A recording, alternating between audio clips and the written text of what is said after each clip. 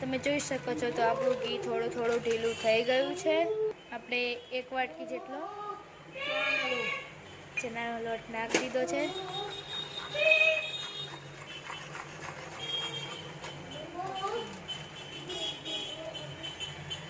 હજી 1 ચમચો આપણે ચણાનો લોટ એડ કરી દીધો છે।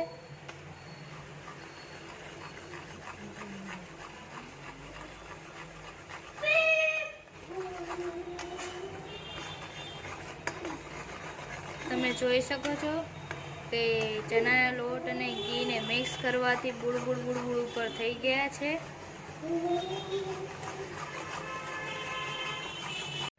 આપણે હજી 1 ચમચો લોટનો એડ કરી દીધો છે। તેને આપણે બરોબર મિક્સ કરી દઈએ જ્યાં સુધી આનો કલર બદામ જેવો બ્રાઉન કલર ના થઈ જાય ત્યાં સુધી આપણે આને હલાવતું રહેવાનું છે।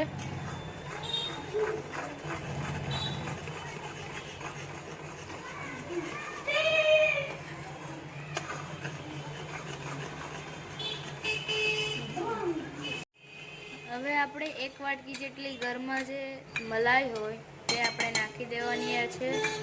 એનાથી આપણું મોહનથાળ થોડો ક્રિસ્પી બની શકે છે। અહીંયા આપણે થોડું થોડું કરીને દૂધ નાખવાનું છે। મેં 3 વાટકી જેટલું દૂધ લીધું છે। તમે જોઈ શકો છો થોડો કલર બદલી આવી ગયો છે।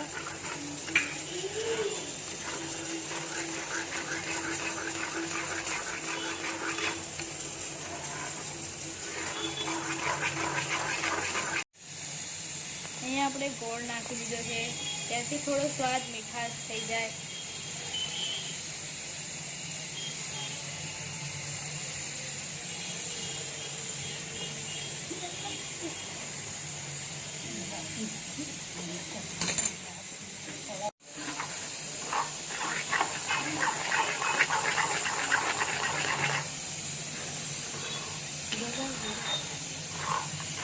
આપણે ઇલાયચી કૂટી નાખવાની છે અને ચૂરમો કરી નાખવાનો છે।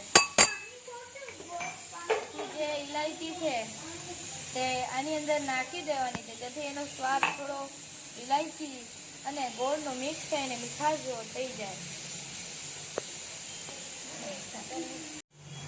તમે જોઈ શકો છો તો આપણું મોહનથાળ તૈયાર થઈ ગયું છે। તેને હવે આપણે ડબ્બામાં ફિક્સ કરી નાખશું।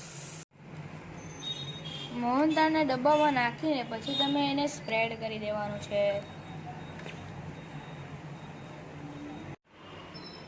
અહીંયા આપણે હવે કાજુ બદામ ઉપર નાખી દેવાના છે।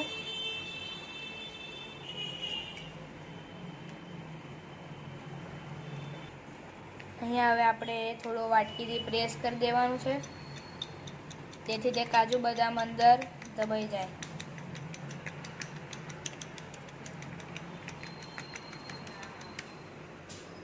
તમે જોઈ શકો છો કેવો મસ્ત મજાનો થઈ ગયો છે।